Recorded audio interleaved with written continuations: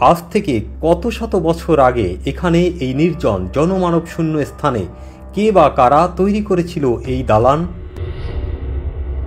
মসজিদ, মাজার, দরবার কোনোটাই বোঝা যায় না, তবে মুসলিম স্থাপত্য শিল্পের সাথে মিল রয়েছে নির্মাণ শৈলীর। বর্তমান এই ২০ কোটি জনসংখ্যার সময় আশেপাশে ১ কিলোমিটারের মধ্যে রাস্তাঘাট, ঘরবাড়ি কিছুই নেই। তাহলে এটি নির্মাণ করার জন্য কেন বেছে নেওয়া হয়েছিল এমন নির্জন স্থান? স্থানীয়দের মনে নানান প্রশ্ন জাগলেও তার জটলা খোলেনি আজও।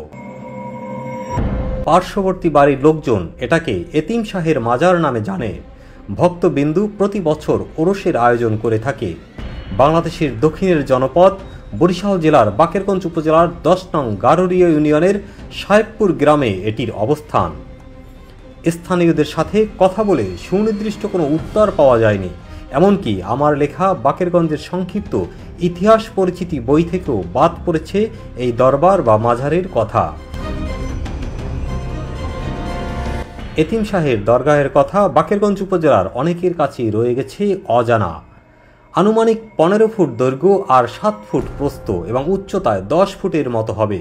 মুঘল আমলের নির্মিত স্থাপনার ইটের সাথে মিল রয়েছে। সমস্ত দালানটি একটি পাকুর গাছ জড়িয়ে রেখেছে, যা প্রাকৃতিক এবং প্রাচীন প্রেমের সৌন্দর্য ফুটে উঠছে। শুনশান নীরবতায় এভাবে শত শত বছর ধরে দাঁড়িয়ে আছে ছোট্ট এ ভবনটি। দূর থেকে রহস্য আর কৌতূহলের ভিটার উপরে ক্ষয়ে যাওয়া ইটের পাঁজরে কালের সাক্ষী হয়ে দাঁড়িয়ে আছে এই এতিম শাহের মাজার। তবে স্থানীয় গ্রামবাসী এটিকে মাজার বা দরগা নামেই চিনে থাকে।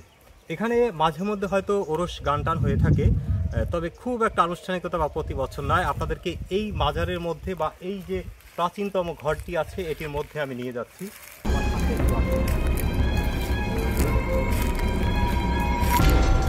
এই যে জায়গাটি দেখুন, একটি সুন্দর পাকুর গাছ তাকে কিন্তু অদ্ভুতভাবে জড়িয়ে রেখে এখানে সুন্দর যে প্রাচীনতম দরজাটি, মানে স্থাপনা এবং প্রাকৃতিক দুটির সমন্বয়ে এখানে একটি শৈল্পিক ভাব তৈরি হয়েছে।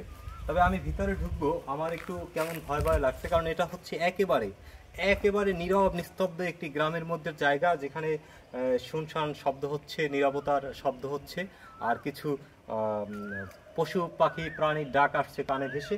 তারপরে ভিতরে ঢুকি, এখানে কোনো লোকজন কিছুই নেই।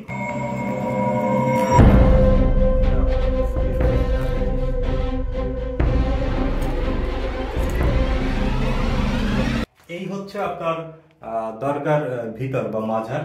এটার মধ্যে কিছু নেই, ছোট্ট একটি চারকোনা না, একটু লম্বা ঘরের মতো। আর এখানে একটি এই যে মসজিদে যে রকম থাকে মেহরাব বা কি, এই জাতীয় একটা দৃশ্য দেখা যায়।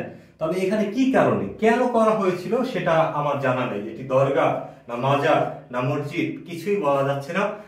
দৈর্ঘ্য হবে আপনার ১০ থেকে ১২ ফুট আর প্রস্থ হবে ৬ থেকে ৭ ফিট। তো আজ থেকে কয়েকশো বছর আগে এখানে কি কারণে তৈরি করা হয়েছিল বলা যাচ্ছে না। একটু ছাদের দিকে ক্যামেরাটা ধরো। এটা ইট সুরকি দিয়ে তৈরি করা হয়েছিল। মুঘল সম্রাট আমলের যে স্থাপনা বা স্থাপত্য শিল্প, সেই মুসলিম স্থাপত্য শিল্পের একটি নমুনা এটার মধ্যে পাওয়া যায়। তো আমরা আবার বের হয়ে যাব, এটার মধ্যে বেশি সময় থাকতে আমার ভয় লাগছে। ভয় বলতে মানে অপ্রাকৃতিক কিছু না, এটার মধ্যে হয়তো যেহেতু পরিত্যক্ত একটি ভবন, সাপ বা বিষাক্ত পোকামাকড় থাকতে পারে, সেই কারণে আমি বের হয়ে আসছি। দর্শক, এরকমের বাংলাদেশে মানে অনেক মসজিদ আমি দেখেছি, বিভিন্ন জায়গায় যে মসজিদ রয়েছে, মন্দির রয়েছে। তবে এই যে ছোট্ট দরগা বা ঘর বা মাজার যাই বলেন, এটা কি কারণে তৈরি করা হয়েছিল আমি এখন পর্যন্ত দেখিনি।